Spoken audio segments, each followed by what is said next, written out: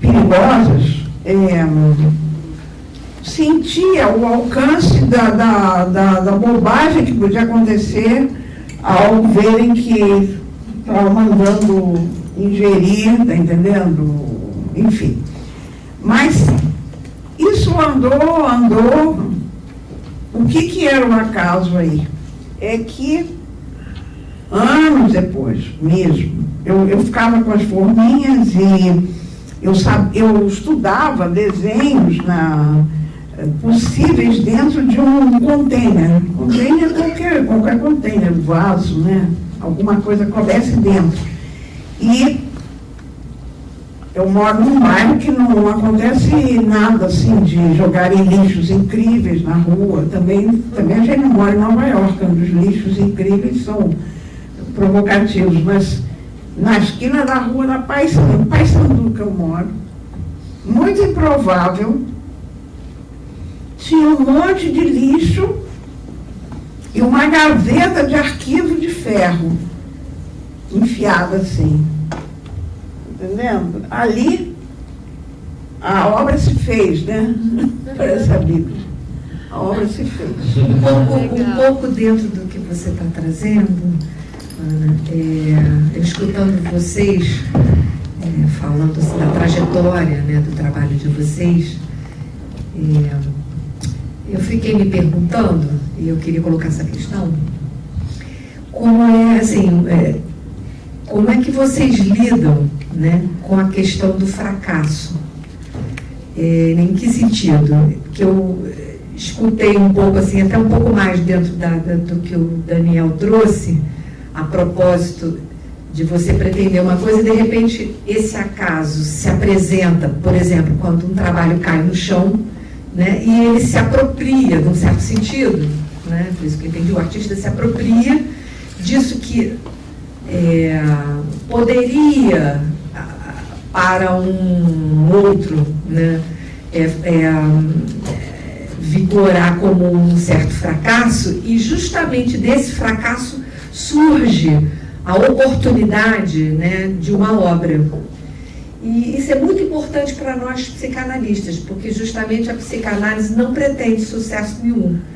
O que ela pretende é um certo fracasso do sentido. Eu quero entender que é esse fracasso do sentido, que, a princípio, que necessariamente pode fazer surgir uma coisa nova, efetivamente uma obra. E você traz um pouco isso Ana, quando você fala, não mais no sentido do fracasso enquanto tal, mas desse se apropriar dos restos, daquilo que ninguém quer, né? Daquilo que a princípio não tem funcionalidade, mas que tem sim para o olhar do artista.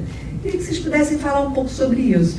E queria pedir ao Jaque para passar o vídeo que você não passou, porque na apresentação que você fez lá na Travessa, que eu me lembro bem, que foi muito interessante, parece que tem uma certa articulação se o vídeo que você trouxe é o mesmo que você levou lá. E você articulou alguma coisa com o projeto do Museu da Manhã. Eu gostaria muito que você pudesse passar. Sei que a hora já está avançada, mas quem já está aqui, já está aqui. O vídeo que eu trouxe não é aquele. Não é aquele, lamentavelmente. É um outro vídeo, até que mostra um pouquinho geral o que é o mar, o que é o museu. E como o arquiteto lida, porque você falou da história da onda do Museu Mar, né, que vocês ficaram meio que esperando, né, preocupados se aquilo ia se sustentar. De fato, isso se sustentou, está aí. Mas o que acontece quando, justamente, alguma coisa de um projeto, estou falando em termos assim do arquiteto, quando um projeto não responde, digamos assim, à ideia inicial? Como é que vocês se apropriam do fracasso? Em última instância, é isso. Eu acho que vai muito de caso a caso, né? Acho que cada um tem um processo de apropriação diferente. É claro que em todo um processo criativo ou de concepção de uma obra artística, como é um projeto de arquitetura mesmo, ele tem algumas expectativas. Sem sombra de dúvida, aqui, por exemplo, no mar, a gente tinha algumas expectativas. Uma delas era que a gente não tivesse a quantidade de pilares aguentando a cobertura que tem hoje em dia, mas por uma questão técnica, né, cartesiana das fórmulas, foi necessário ter isso. E isso, por um aspecto, prejudicava um outro projeto, uma outra criação, que era o processo de numerotécnico, do light design, de como isso ia sustentar. A ideia era que isso fosse um lençol flutuando em cima. E a partir do momento que você cria, digamos, apoios, né, ele dá uma outra conformidade no desenho dessa... Deixa eu pensar um pouco na ideia de imagem que tem aqui. Era que realmente, de noite, ele mostrasse que fosse um lençol recoberto em cima dos dois edifícios.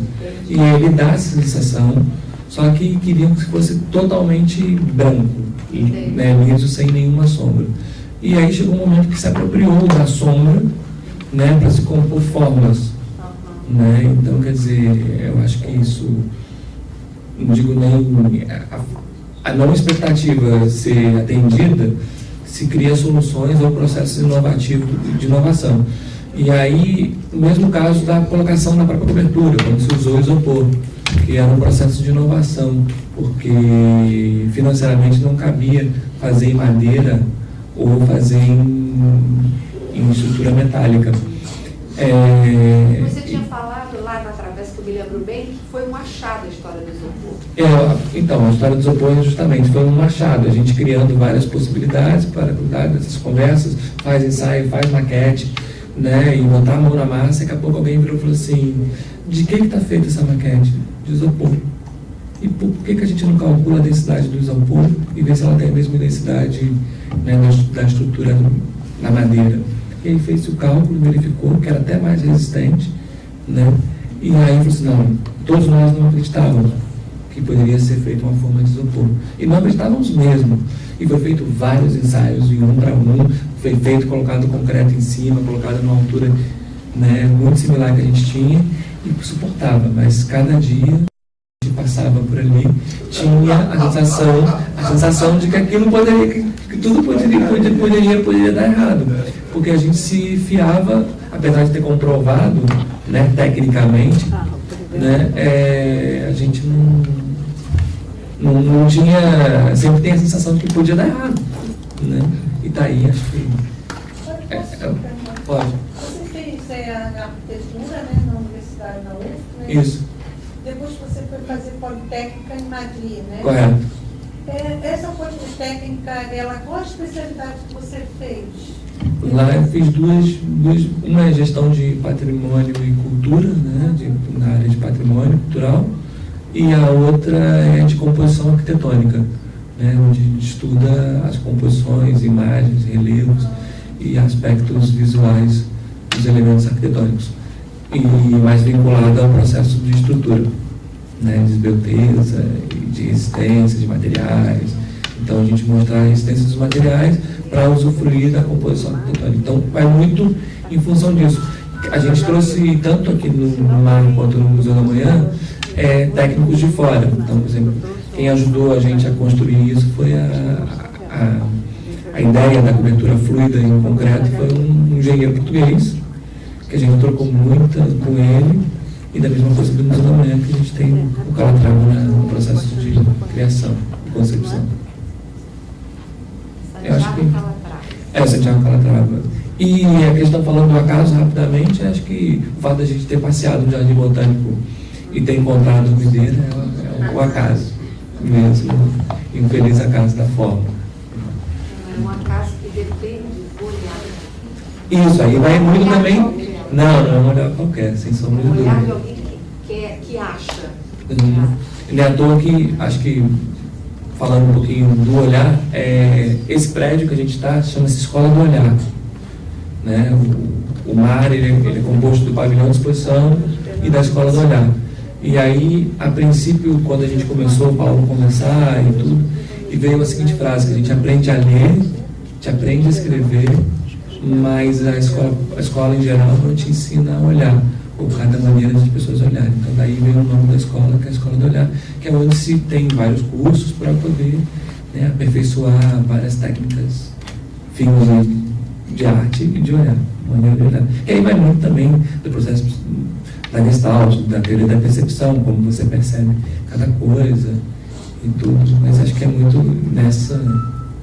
nessa linha do que você vê no aspecto visual ou o que você quer ver também. Acho que vai muito disso também. Os materiais também vêm de fora? Não, tudo aqui.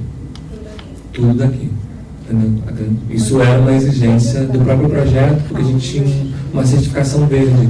Então a gente tinha que ter, digamos, 50% de todo o material que não fosse mais de 800 quilômetros. Então, não só daqui, como daqui a grande maioria do Rio de Janeiro. Foi um processo de fomento de economia e tudo pensado. Né? Mas tem coisas, no caso do Museu da Manhã, parte da estrutura metálica está sendo feita em Portugal, dentro da universidade. Mas e o sentido do fracasso? Foi sentido para vocês Mas- dois, Daniel e para...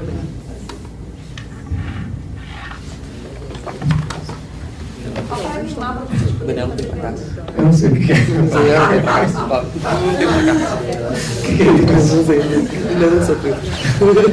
Não, na verdade,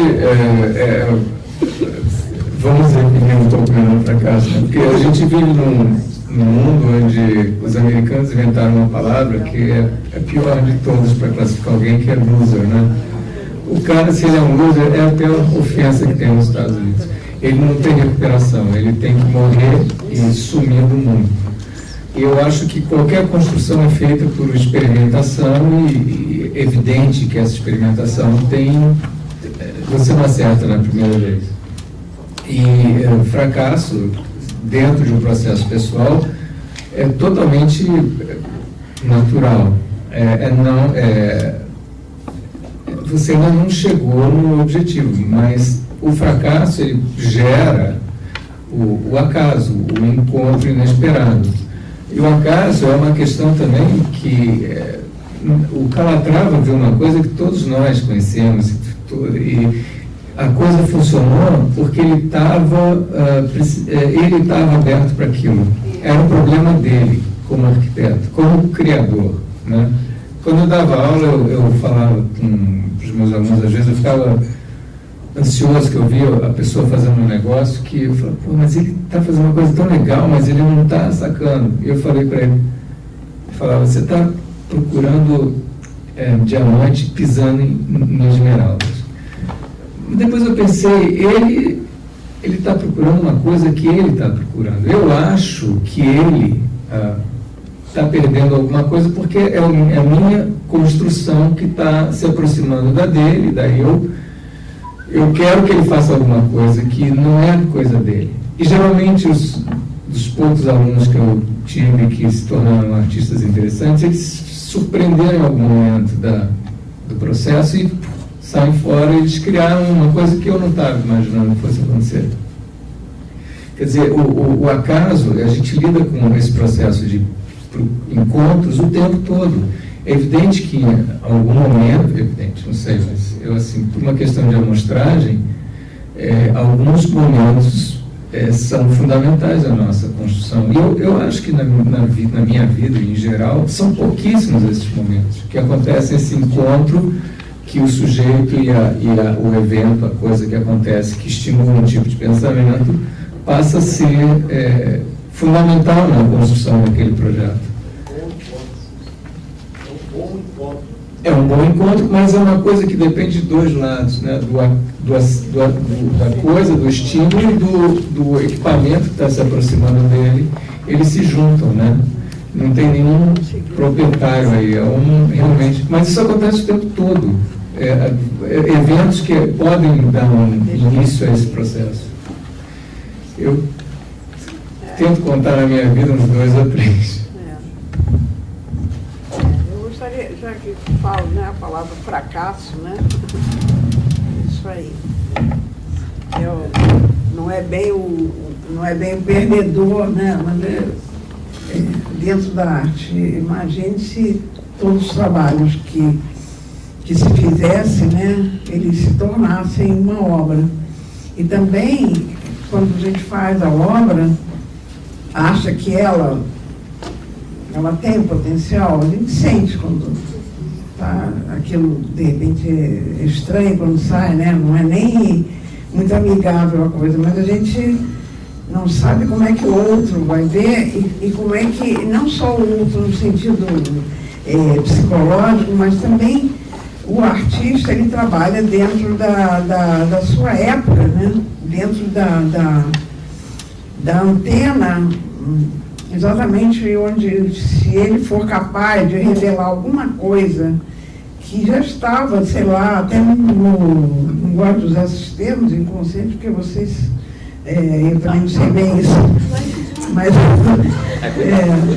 não é consciente dos outros, e aí você vê que aquele trabalho, ele, para você mesmo, ele ainda não está bem compreendido, mas ele tem suas pulsações, já nasceu com vida, né? E outros nascem meio natimortos, sei lá o quê. O que acontece, nesse sentido, vou mostrar um exemplo, porque eu não tive chance de mostrar o trabalho, mas não é isso. Um exemplo, assim, específico nessas ações da arte. Deixa eu ver, 70 e pouco, que eu começo a lidar muito com a fotografia, quer dizer, não eu fotógrafo, mas eu digo a condição da fotografia no meu trabalho, num certo passo por uma fase, inclusive o Paulo citou o negócio local da ação, ou a questão de centro, periferia, porque a minha coisa de ligar ao sentido junguiano, ela foi se transformando e foi tendo um limite que, mesmo nessa influência dessa percepção do simbólico, do símbolo na arte, dentro da coisa junguiana, num certo momento, eu vi que tudo bem, todo ser é criativo, você chega até a forma da mandala nessa busca do centro, mas aí tem um so what para o desenvolvimento do meu trabalho, entendendo? Não vou ficar girando em torno daquilo. Então aquilo serve para o inconsciente coletivo, mas o desenvolvimento do trabalho do artista é dentro do tempo, né?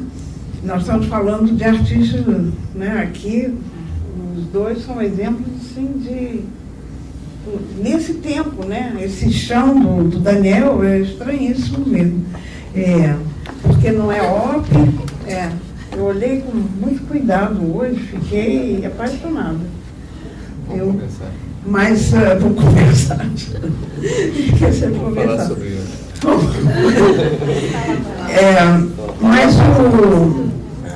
Mas num certo momento, por que eu estou dizendo essas coisas? Num certo momento, com o uso da condição fotográfica em tempos, nos anos 70, eu também estava usando a imagem, não só eu fui até o consulado americano pedir fotos da NASA que estavam recebendo da Lua, isso em 70. E disseram, mas elas não são muito perfeitas. Eu digo, essas que eu quero. E então me deram um monte de fotos dessas que eram transmitidas em que você via as crateras, algumas você não enxergava bem, sei lá. Eu queria essa superfície lunar. Mas, junto também, peguei fotos de nuvens fotografadas cientificamente. Então, aquelas nuvens de todos os tipos, nimbus e não sei mais as outras, como é que se chamam, e me deu uma ideia de, nas nuvens, pedia um fotógrafo de laboratório, era tudo laboratório, se ele não podia inverter para mim essa foto, no sentido de que eu não queria as nuvens, eu queria o que faltava dos espaços, os espaços entre as nuvens. Bela, a gente sente muito, mas infelizmente estão falando que a gente tem que não, encerrar então, agora. Então vou mostrar a imagem. Para ir falar para a gente lá na escola de psicanálise. Pois não. Sim. Então, só para não... Eu vou mostrar isso. O que aconteceu é que o cara me deu uma foto que era uma porção de fragmentos, partes. E eu digo, pronto, uma besteira. Fiquei com aquilo, olhando, e disse, eu vou imprimir isso.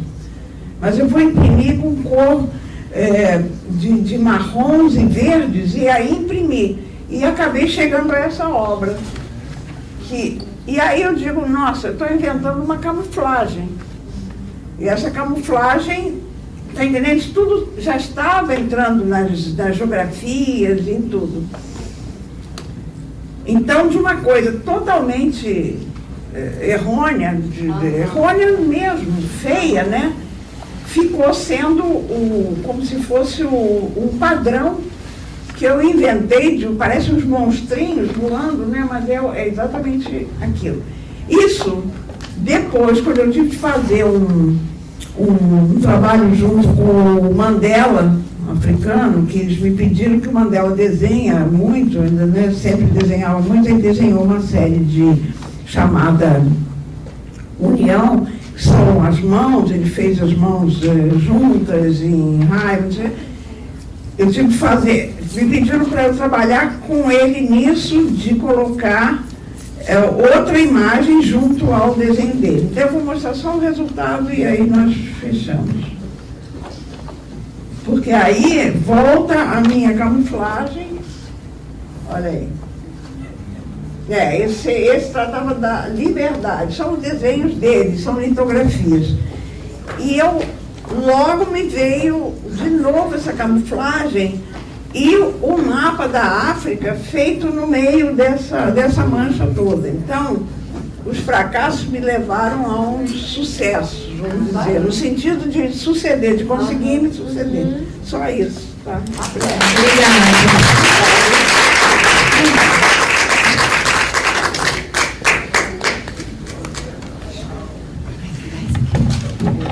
Olha só, gente, queria agradecer imensamente, pedir desculpas pelo avançado da hora. É uma pena porque eu queria, né, poder trabalhar mais aqui com os artistas que a gente chamou, mas fica para a próxima. Então a próxima, né, vai ser Loucura, Arte Loucura, Veredas do Inconsciente. A próxima cerâmica, em setembro.